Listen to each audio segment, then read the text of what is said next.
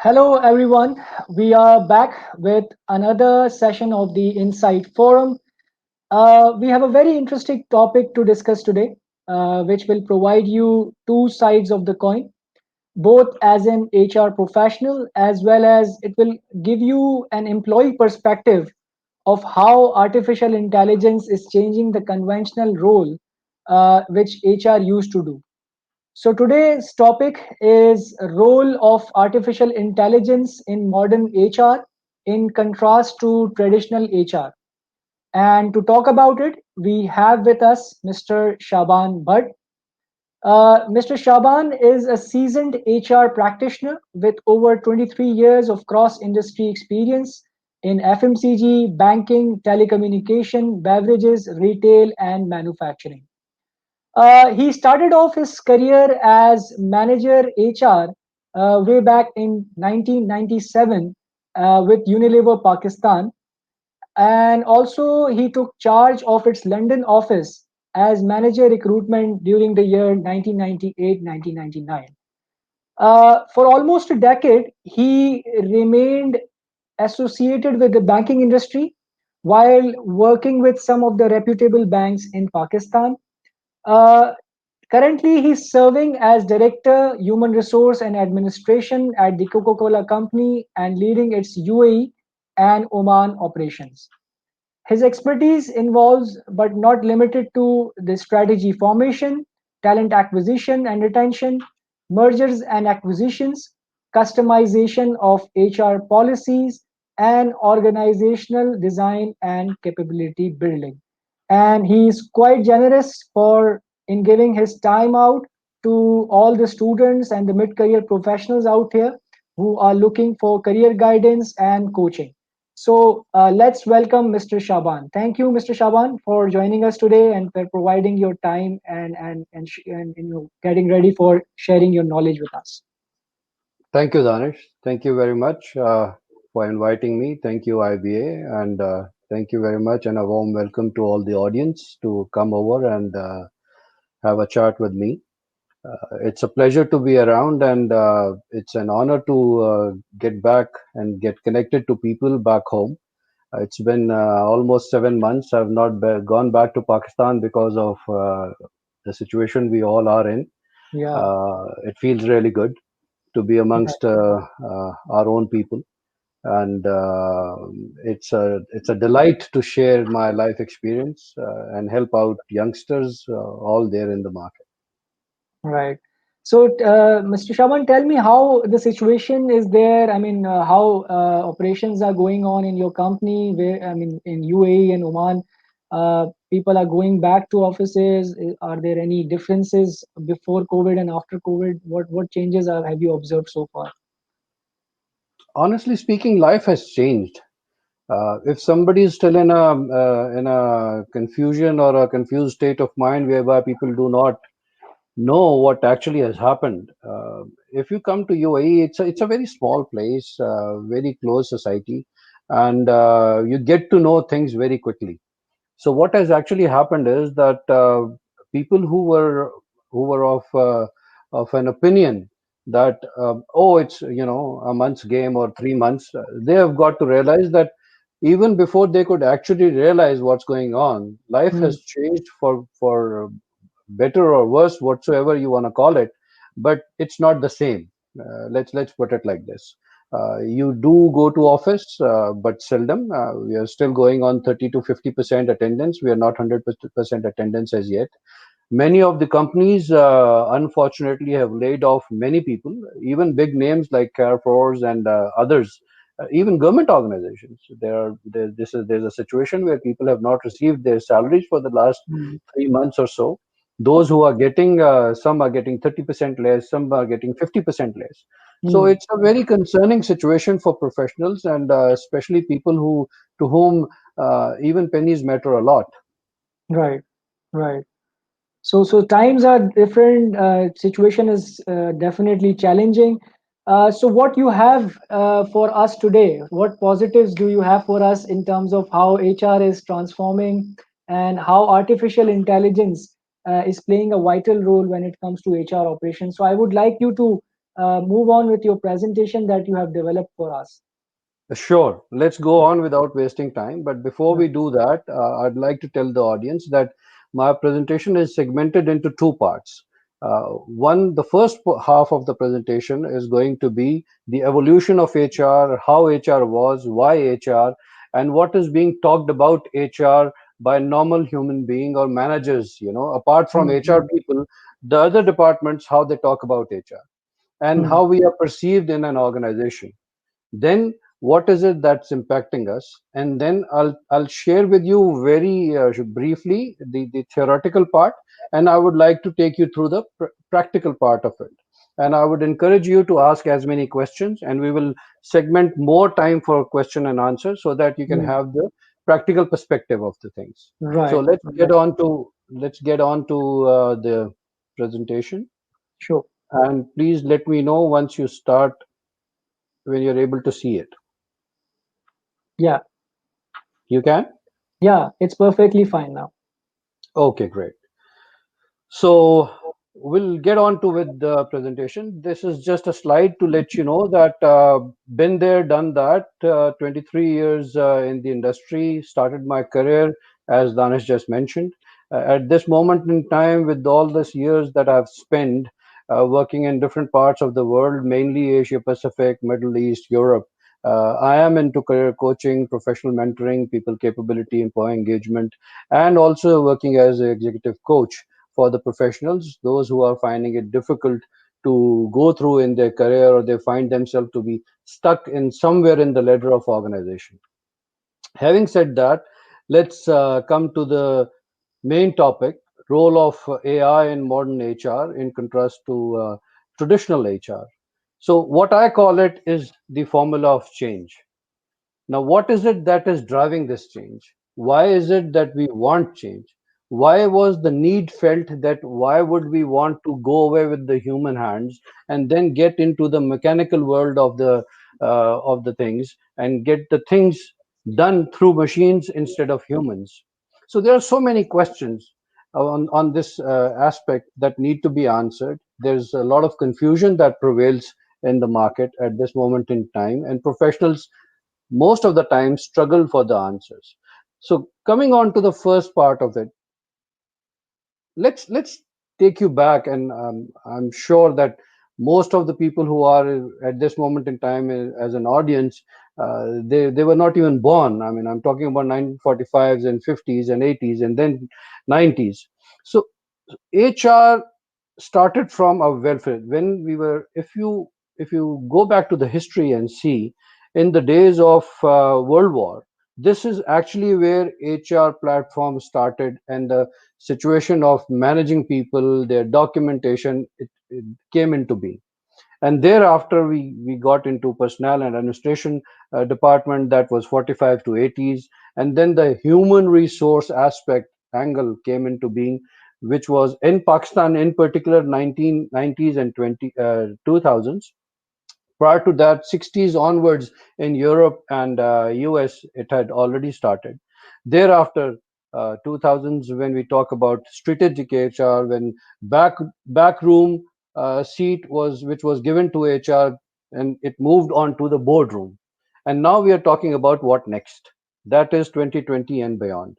And this is going to be the static statement, which you will see in all the slides. Now, as I have defined, if you look at this formula, which I normally take it up in my trainings, D plus V times F is greater than R. Now, if and until or unless there is dissatisfaction in the current state of affairs, you do not drive a vision. And when you do not drive a vision for the future state, you do not move forward towards it, and you do not start working towards it.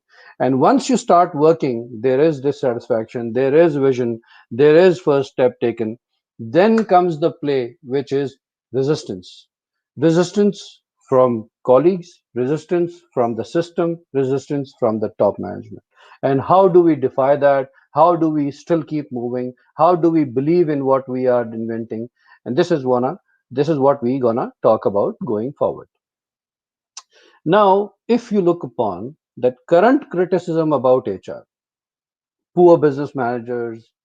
We do not have strategic understanding. We are number shy. We don't know what actually business is asking for.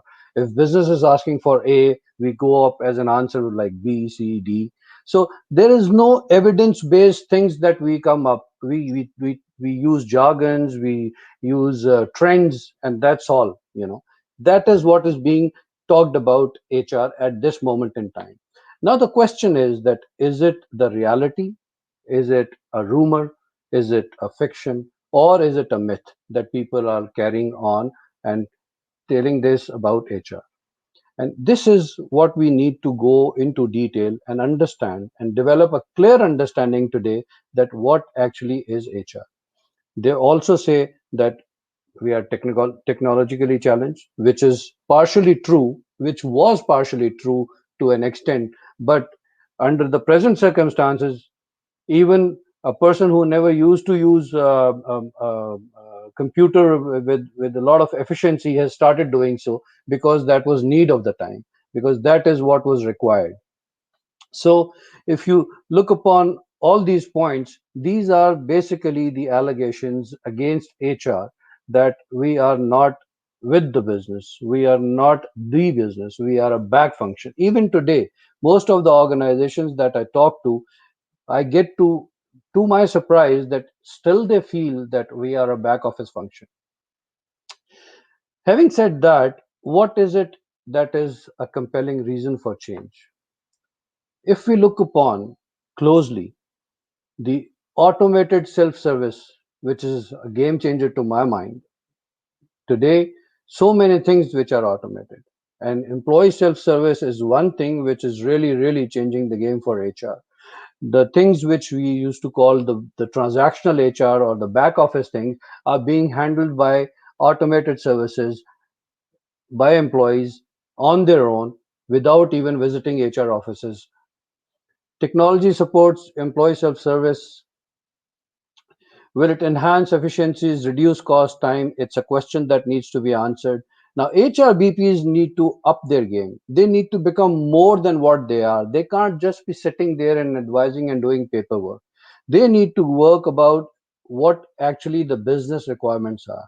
BPs need to go forward on the shop floor and try to understand what is it that is required, what the production managers are asking for, what is the issue that the line operator is facing, and what can be the solution to it. It can no longer be with the technical part of it. Technical manager cannot come and provide solution. HR manager has to have a, or HRBP has to have the understanding of the line in terms of solutions. Until or unless we acquire the knowledge, we acquire the expertise of what the dynamics are involved, what the steps are involved in that, we will not be able to do that. I'll give you one example of my own.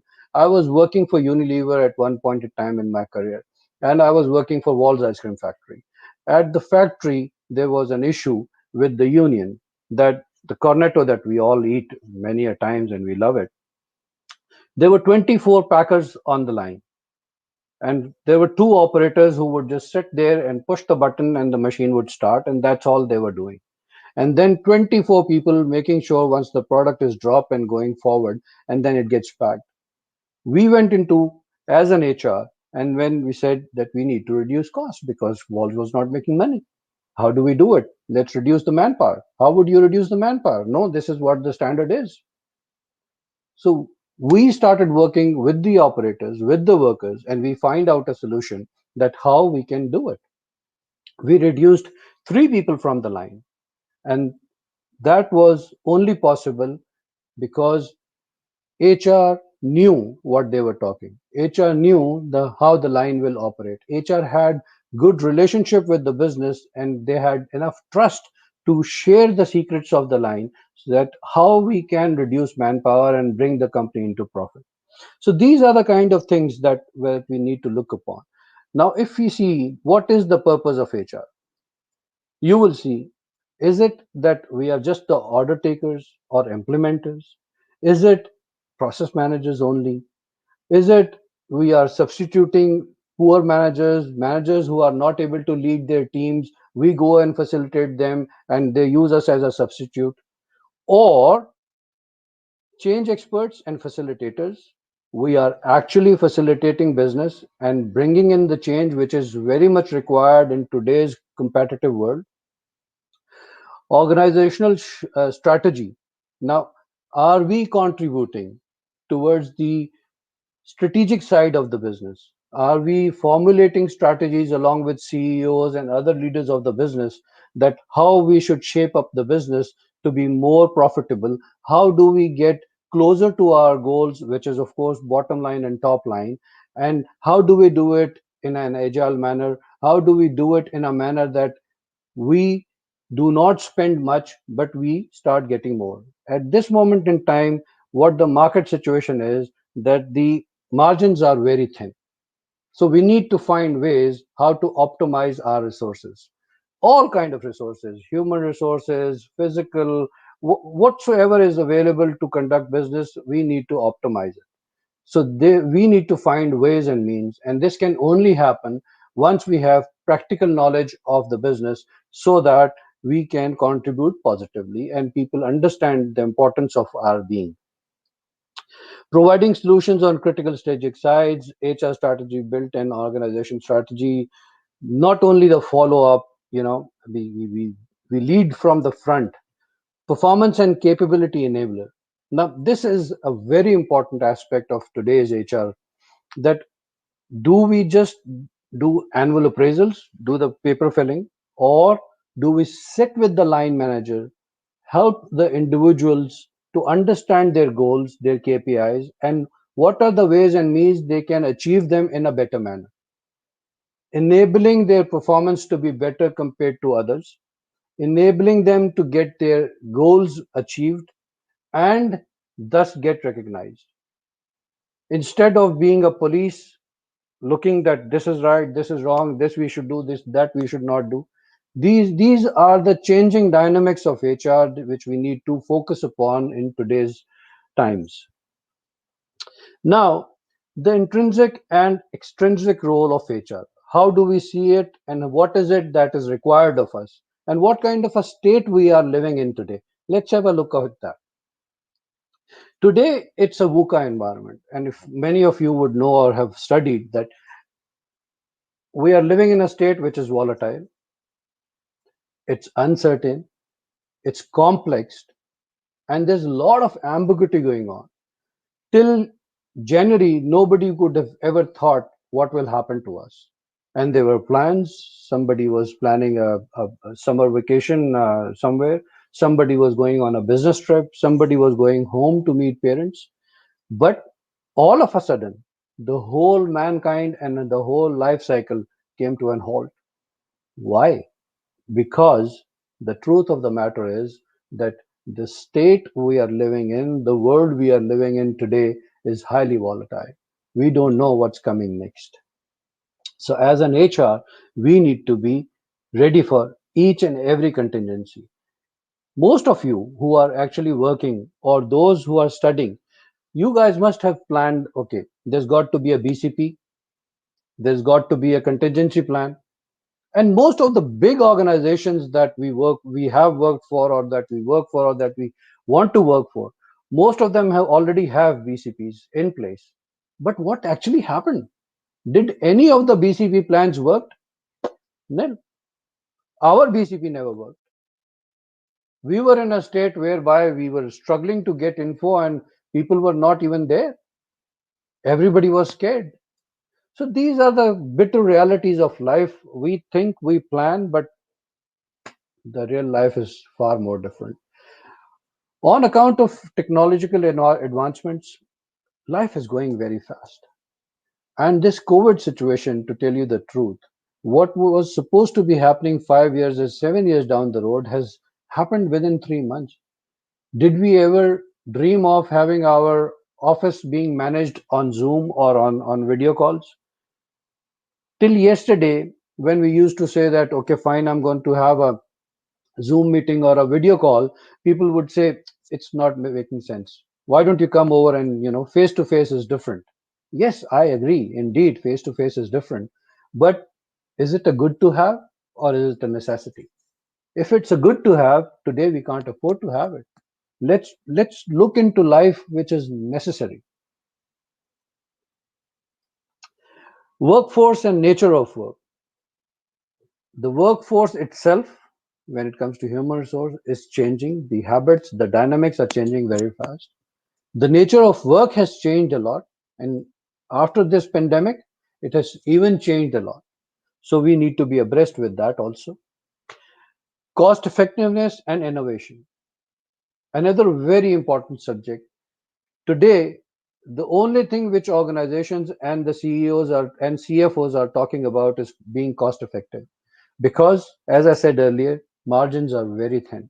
You do not have the luxury to afford uh, uh, uh, things which you were actually affording and you were happy with at one point in time.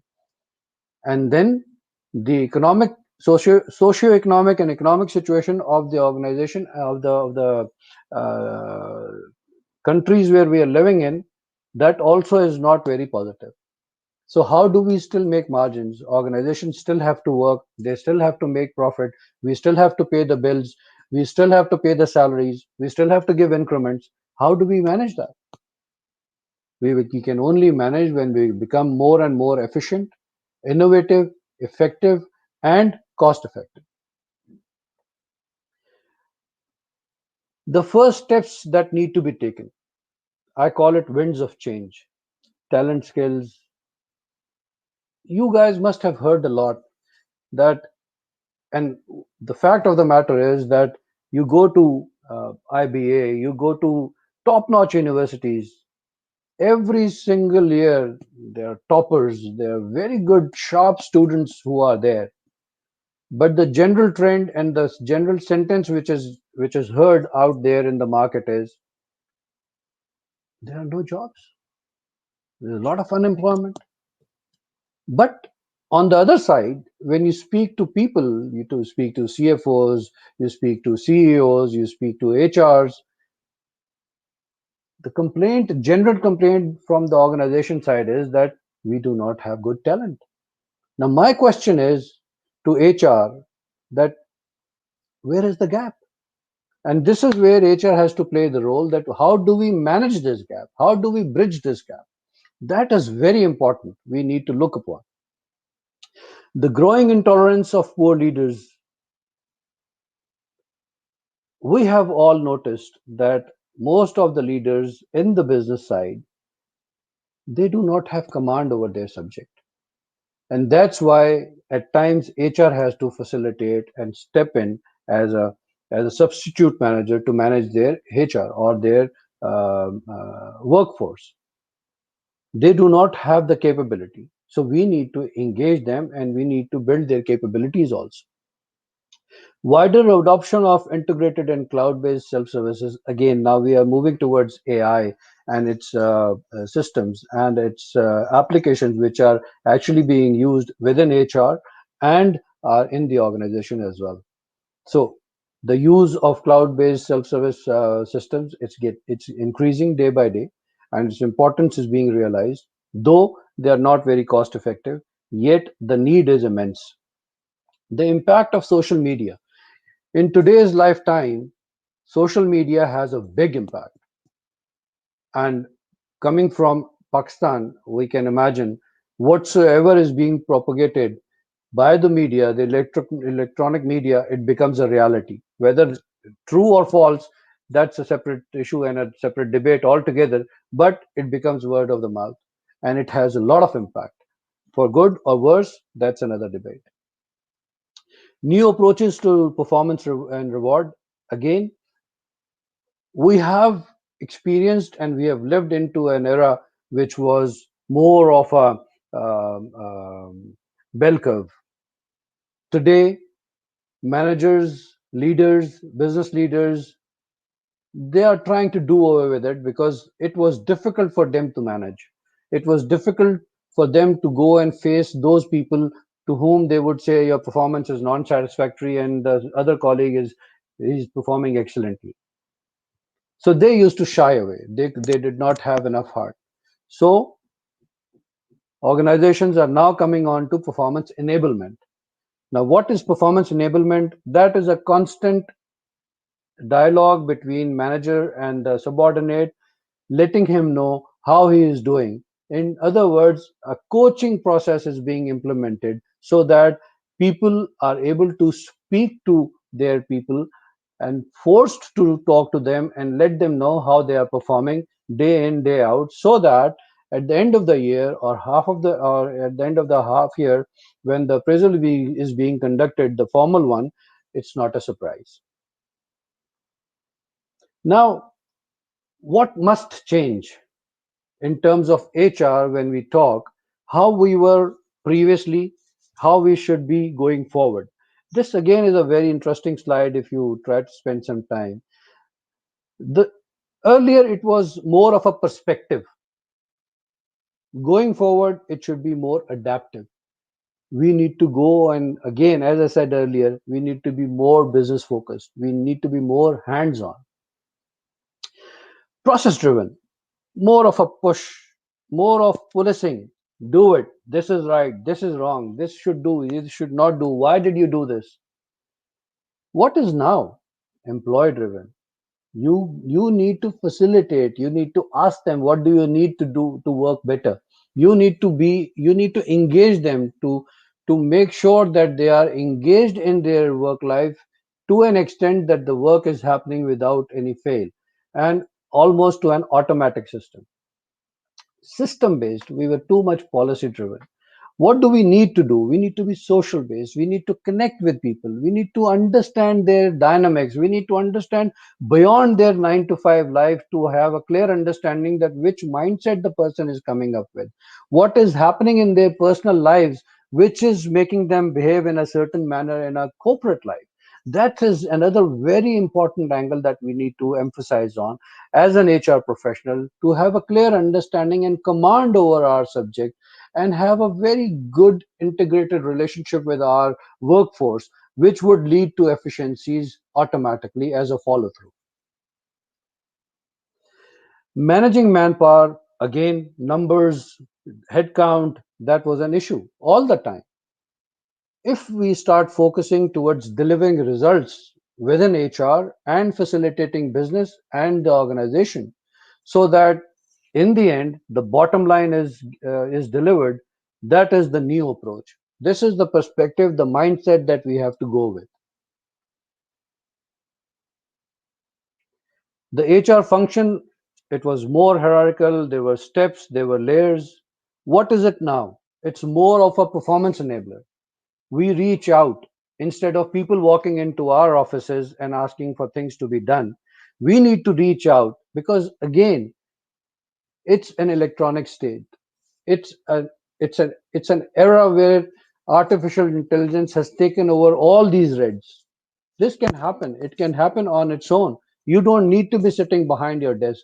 You need to be on the shop floor. You need to be on the shop with the salesperson to understand that what are the difficulties that salesperson is facing in the market, so that you can train him, you can coach him, you can guide him, that how well can he do his work more effectively and more efficiently.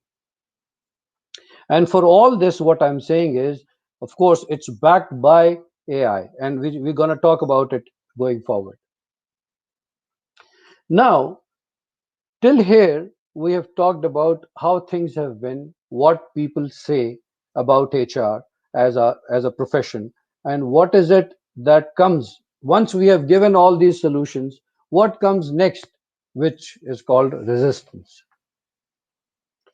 Now, the first and foremost, within your own team, you will find when you talk about change, let's give up this thing, and bring in machine into it, or bring in some software into it, you will find resistance. And the first thing which you will hear is from within your own team. So we need to show them the compelling need for change, make them partner in the change. Only then you will be able to get the change implemented, otherwise difficult. The second step, management. Resources, we are short of resources. We are short of funds. We cannot do it. Oh no, this is not the right time. Let's wait for another 2 years. Let's wait for another year. Things like these. Show them the strategic advantage of it. make them drivers for the change, let them own the change, because it's inevitable, it's there. If we don't do it, somebody else will do it. If we do not embrace the systems which are out there to facilitate business, somebody else will do it, competition will do it, and they will go ahead with it, and they will win the race. Then, last but not the least, from the employees itself, there will also be resistance. How you will tackle that? Show them the personal benefit for the change, make them engaged in the change, make them understand that what will be their own benefit. For example, if you implement self-service within HR, tell the employees that you don't need to visit HR office. You can fill in your leave application on your smartphone, and it will be approved by your boss, by HR, by everything, and it will go into the system on its own. Within 2 working days, you will just get your leave done and fly off to your house. Instead, the old system, you write the application, you fill in the form, you take out time from your work, go to your manager, get it approved, take it to HR, get it approved. Then after 3 days, you get to know, oh, you don't have leave balances. No, sorry, you cannot go. Oh, you cannot book your leave ticket. Things like these. So once they get to know the practical side of it, they would start owning the change. So till here, this is what the traditional and the bureaucratic HR was, and how do we need to make a shift towards the modern age of HR, and what is it that we need to do? So fundamentally, the role of artificial intelligence when it comes to play, it's basically putting human intelligence into machines. And how do we use it to the best of our facilitation? How do we use it to an extent that it starts benefiting us within HR? Let's talk about that. AI, the inception of it, if you look upon 1941 is where it started from, and so on and so forth. And till now, forget about 90s. Let's talk about 5 months back. What all, as I said earlier also, that what was supposed to be happening in the next 5 years and 7 years within this pandemic situation, it has happened. We have gone bounds and leap. We have advanced ourselves in terms of technology. All the business is being conducted, remotely. All the meetings are happening remotely. All the approvals, everything is happening. Even with the organizations who do not have ERPs implemented already in the organization, they are also doing it, offline. The changing landscape of HR, whereby are are ha- things are happening on the auto mode. This is a very interesting and a very important study that was conducted in 2018 in China. And I would not like to take you into details of it. I've shared the link with Danish. He will share it with you. But if you happen to see it, it's a beautiful study, and it gives you the whole demographics of how the system works and how beautifully it is. I'll just give you a glimpse of it. You can read it on your own in your free time. I don't want to waste time on the bookish things. So the one portion which is very important, if you can see on your screens, 6 dimensions of human resource management, and these dimensions very beautifully defined, and then they go on and on. The AI study where human resource management is, how does it get affected, how we can benefit, how all the areas of comp and ben, employee relationship, employee engagement, how well can be managed if we implement all this. So it's a beautiful study. You will definitely benefit from the paper if you read it. I've already shared the link. Still, if anybody wants, I'm available and I can share it. So this is a model which they discussed and printed, and it's a very good model. I've gone through the details, and it basically talks about the ERPs, how they. And for your information, I've had the privilege of designing an ERP and implementing it also in one of the huge organizations of Pakistan with more than 25,000 employee base and in 22 countries presence, and it works beautifully. And 60% of this was part of that project also. Now, let's come towards the practical side of what HR is, what AI is, how AI is implementing the individual professional's life, and as HR we need to look upon, and we need to be mindful while doing and making policies and procedures in our own good cushioned offices. The 6 points which I have calculated, and it comes from Pew's Research Center. They have made a very beautiful study out of it, and it refers to in some of the points you will see where which the examples I have used. They refer to the COVID situation, the way humans responded, and how AI got intact in it, and they took over the issues which were being faced by the human being manually. Now, the first and foremost is remote working. So let's accept the fact that remote working is here to stay. 48% of global employees are projected to work from home, at least part time, if not full time. Based on the same predictions, 19% of the workers will telecommunicate permanently.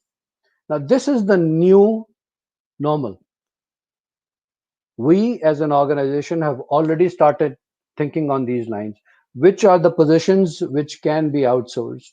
Which are the positions which can be made redundant? Which are the positions which can be part time, and can be the consultation basis only? So these are the realities of life which are already being thought about, and it's just a matter of time that when do they get implemented. So as students who are preparing to enter into corporate world, it's a beautiful time. It's the right time for all of you to start thinking on these lines, that how do you prepare yourself for the world which is waiting outside for you when you knock the door of the employer. What is it that you're gonna say is unique, you carry and possess with you? This is the most important part. When you go for an interview, your resume is good enough, your degree is better, but what do you bring to the kitty? Because the new world is not as it was 2019 December. It's beyond 2020, and we need to be prepared for the world which we have not seen yet. So use your best imagination, use your creative thinking, and find the solutions to prepare yourself to answer the questions which will come during the interviews. Point number two, contingent. Yes, as I said earlier. Now, this is another reality of life. Third party working is going to be more and more, especially the jobs which involve more of packing, more of producing, more of, the footfall. Those are going to be outsourced. Back office functions, even IT, most of the administrative and networking, that all already it's on the outsourced model, but not by all the organizations. But now 90% of the organizations will go on that model.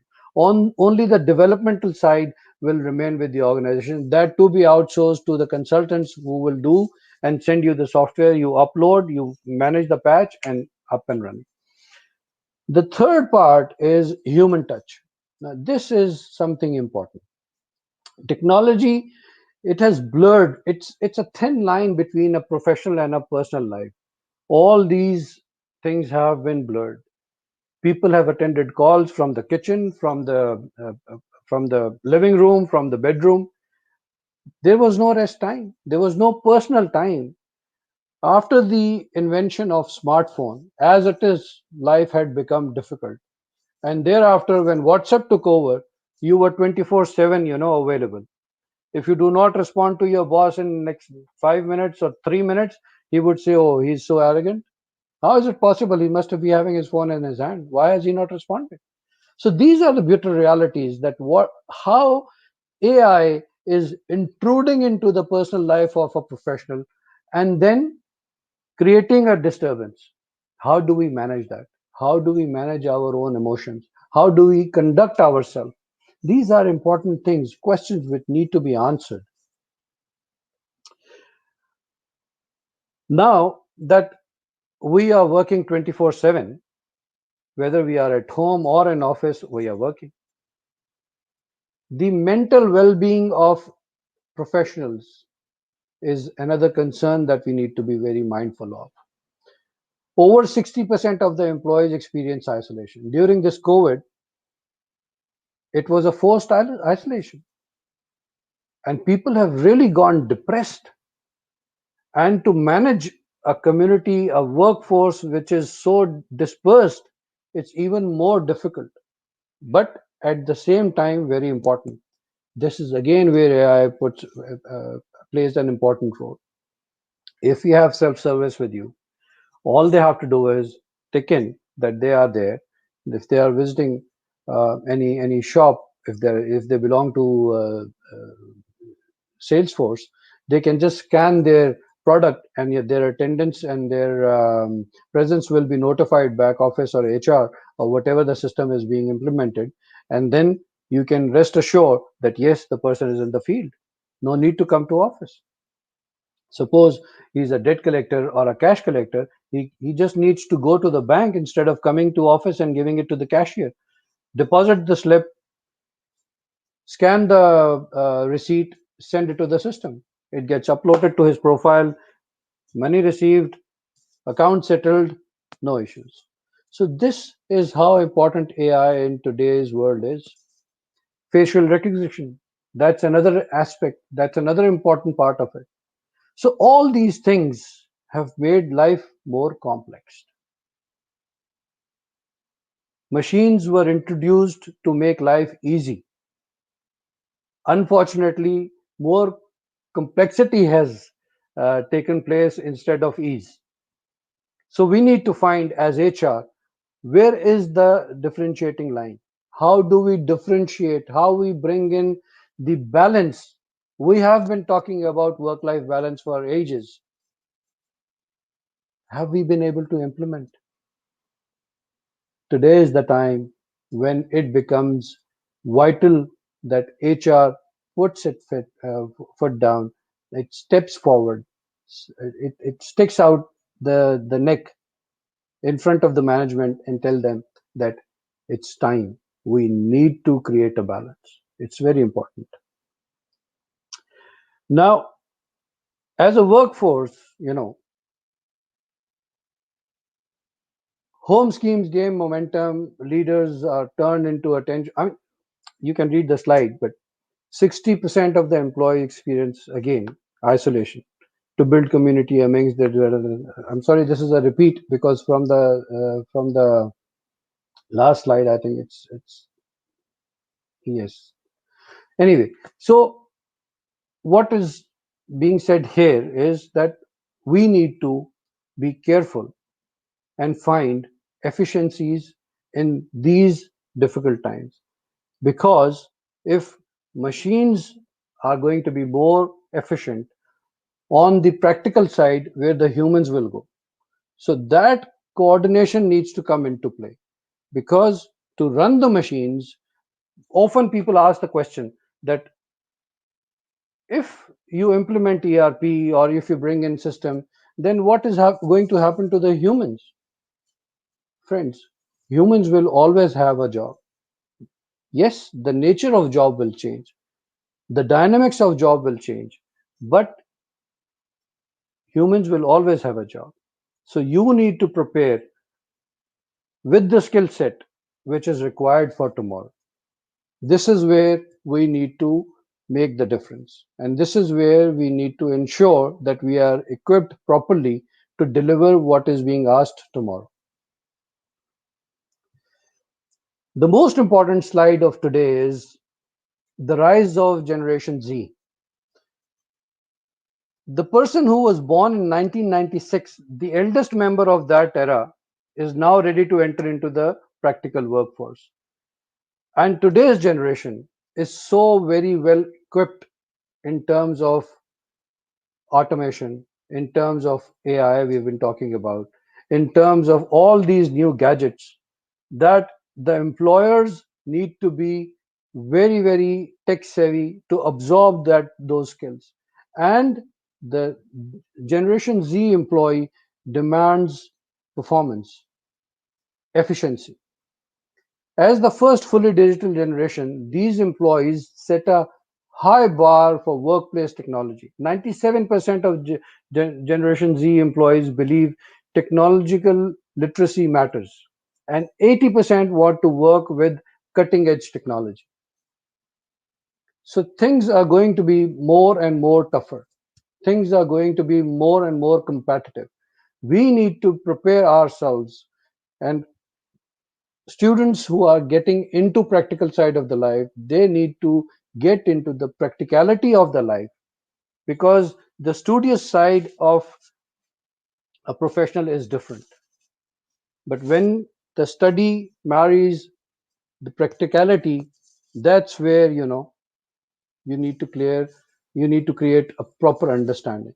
You need to bring in the accommodative side of yours into play, because I categorically remember when I passed out from my university and I took up the first job, it was a cultural shock. What all I had studied in the books, I just could not find it there. It doesn't exist. So, my question to myself today is that our academic system, are they preparing us for the degrees, or are they preparing us for the organizations which are waiting out there? And to my mind, frankly speaking, this is where the gap is. This is where we need to tame and tone our academic system somewhere, somehow, that students who get out of their universities, they're fully prepared. They're geared up for the organizations. Coming towards the practical side, what is it that has already changed? The recruitment, the ancient recruitment which it used to be, today, if you advertise one position, you receive thousands of CVs. There's so much of unemployment. So, what has happened? Organizations have put ATS. Now, ATS is a system which tracks applicants and then finds out those keywords which are there in the resume or not, in terms of experience, in terms of qualification, in terms of capability. So if those master words are not there, your resume is set aside. It's not even selected. So we need to be prepared for that. In terms of e-learning, your capability building, training and development is an integral part of HR. And in today's world, it is even more important when e-learning has taken into place. You don't need to go into a classroom. Your trainings can take place online. But the only downside is that the person who's being trained, who's taking that training course, needs to be very sincere with that training, because the absorption of what is being taught is only dependent on the perception of that person, how he perceives it and how he receives it. If the person is not interested and it's being done for a tick in the box, the ROI is going to be zilch. It's zero. Employee self-service, again, moving towards paperless environment. Employee self-service is an area which facilitates individuals to get their job done without the hassle of moving towards the proper HR department.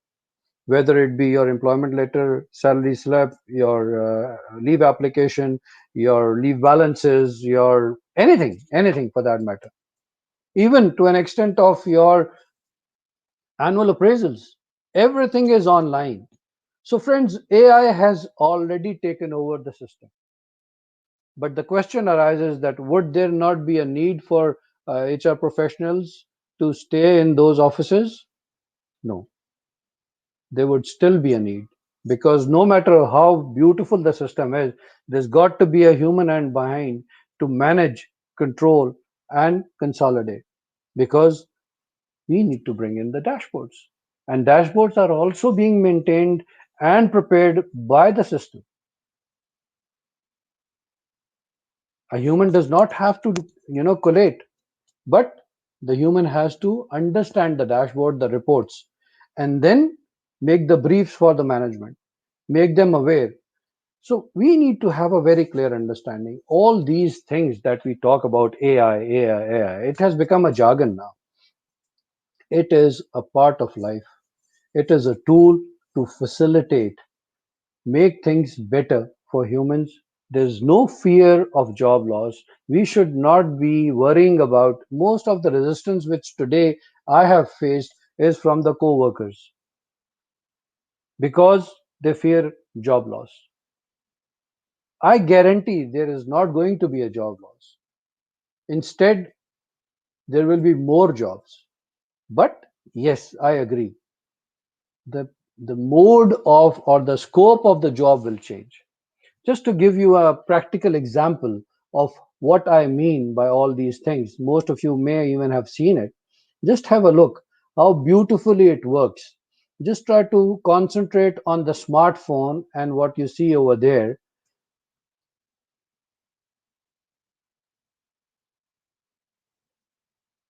You know, so beautiful. Leaves are being applied online. Everything happens. Even to an extent, if you when you are applying for a position in an organization, something like this just crops up. And starts asking a question, what do you do, how are you, this, that. They're properly engaging you. They need a couple of answers. Once you've answered that, then they say, would you like to apply, can you please share your CV. You share your CV then and there. They respond, okay, it's been taken into database, we will get back to you with the relevance position, da da da da da da. So this is how powerful AI in today's world is.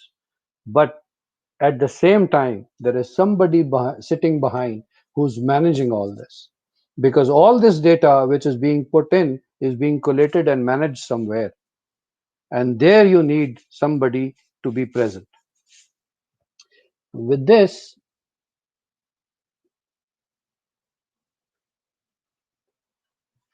one more example, what is happening in the rest of the world today. If you look at the screen, you will see that the team of researchers at IBM, they're trying to develop a tongue. It's a beautiful concept. When I saw this, and one of our friends who's working as a CEO of IBM, he shared with me, I was so delighted, and I immediately called him up and I said, "What's this supposed to be?" He says that this is new thing which is coming in, and they would make a taster, you know, in the tea business or in a coffee business, taster is a most highly paid job, but unfortunately the downside of that job is that they have to taste so many teas and coffees. It's part of the job every single day, that they develop certain kind of illnesses in the long run. And towards the end of the career, most of them happen to be ill people. So what AI has done to facilitate human being, to facilitate mankind from the adversities of the practical side of life, they are bringing AI to an extent that they would taste the coffee. It will tell you the taste. It will tell you that how much is the caffeine, whatsoever, all the dynamics. So this is a practical example of what AI is doing for us, for the humanity and the betterment. Now, with this, I would like to open up the floor for questions and answers. Please feel free. I'll be more than happy to answer. All right, Ji. Thank you so much, Shaban Saab. Your presentation was so insightful and it gives us a whole perspective of how HR has transformed over these past few years and especially after this COVID scenario. So I'm hopeful that people who have joined us who are looking at the presentation must have few questions to ask from Mr. Shaban. Meanwhile, let's have a couple of questions from my side. So I was going through the presentation and it was so exciting to see how AI has transformed a lot of things that has been going on these days. I want to understand your perspective about how do you see the performance evaluation and performance management going on in the years to come, because people were really bound to come to office, used to show up to their bosses, and you have to show up your faces to your boss every now and then in order to be in the limelight. So how this whole system, this new system technology intervention has revolutionized the overall performance evaluation and management processes. Thank you, Danish. A very interesting question and very relevant because I'm currently working on the same software. Mhm. What we have done is, in our part of the organization, that we have embarked upon a concept which is called performance enablement. Now, what happens is that you do not need to go to office, and you do not need to interact physically with your boss to conduct the annual appraisal or your monthly. It's kind of a email which is sent to the individual. Goals are set in the beginning of the year, and Okay. then there's a follow up on monthly basis. Now, email is sent across. It's a system. The KRAs are put up. You just have to fill in that what have you done, you have achieved, you have not achieved, you have achieved 20%. So segments are there: 25%, 50%, 100%, and you need to just pick one, or you need to say that it's an ongoing, so that it will be completed sometime. The same goes back to your boss. He Mm. evaluates, and then he puts up his comments if there's anything, or if there's a discussion required, there's a call which takes place, which is recorded, and it goes there into the system. And the whole conversation, along with the achievement or the movement of KPI, where it is at this moment in time, gets recorded in the system. At the end of the year, it is all collated together. HR gets into play. Then they take charge of it. They see where the performance is. If the performance is doing well as per schedule, no issues. We bring in the curve. But if there is a lack of performance and we feel that there is something not right, either there's a bias from the manager's side because he is not given the full points which were supposed to be given compared to what the answers have been recorded by the individual, then we intervene, and then we take it up physically. Otherwise, the whole process is automated. Hmm. Right. So you mean this automation will definitely change the way HR used to manage the performance evaluation and do the overall performance management of their operations.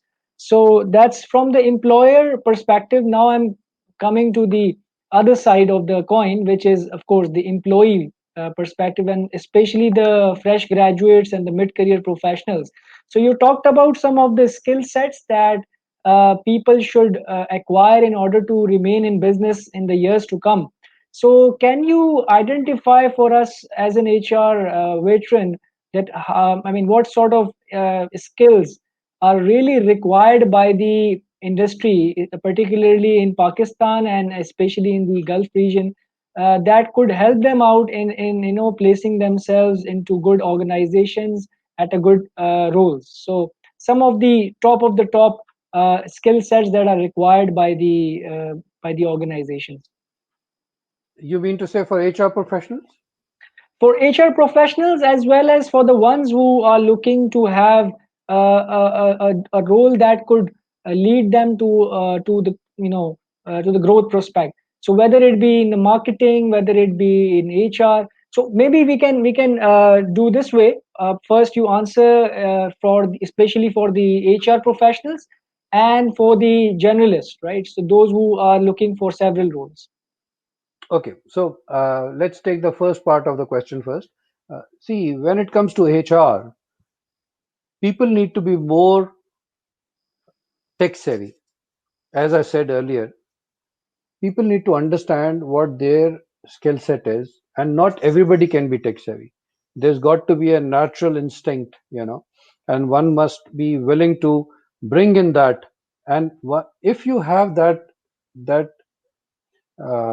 niche with you, that skill set with you, then your your adaptability will be very easy, and it will be very easy for you to get into the system. If you are lacking on that side, you will still enter into it, but you will struggle in the long run. So, for a young grad who's trying to get into a job, apart from other things, which is your qualification, your knowledge, your um, adaptability, your overall personality, because what is being looked upon, degrees everybody has. So, what makes the individual different? The individual is identified or marked as potential by the traits, the personality traits which it carries with it. So, this is the differentiating part. So, you need to bring yourself for an interview demonstrating your qualities of your personality, that how adaptive you are, how agile you are, how prone you are towards learning, and how you're willing to change according to the circum. Because cultural fitment is something which is put as a question mark when you are not willing to induct somebody. So we Right. need to understand, yeah, and professionals who are going there in an organization, they need to have a thorough study about the organization and its culture. Hmm, right. And you're right, you rightly said that values are really important for the people to understand, because ultimately if your personal values are not attached or are not in alignment with the organization values, you might get into a state where you get frustrated, you get disappointed with the overall career development plan for yourself. All right, so we I think someone is asking, when will you be coming to Karachi? He wants to meet you for, I think, a career counseling session or a coaching. So I think Shaban Saab has already shared his contact details. Perhaps you can note it down. He's very agile in terms of technology, and he's easily accessible over email or cellular number that he has provided. So Waleed Fakhr, please note down Shaban Saab's contact details to get in touch. And definitely whenever he'll be visiting, if he has the space, he might be providing you time to coach you. All right. Okay. So I think that's it for today. Thank you so much, Shaban Saab, once again for your time and for the generosity of sharing your insightful knowledge with us. We hope to continue this partnership with you. As you said, you have few more modules for us, and perhaps it could help us out in preparing our fresh graduates in a better way. So, guys, thank you so much. It was lovely having you. It was lovely, presenting you different topics on different levels. We hope to bring in more topics, more speakers in the weeks to come. Please do suggest whatever topics you want to hear from us, whatever themes you want to be discussed as part of this forum, and we will certainly be taking this up as part of the Insight Forum. Thank you so much once again. Take care.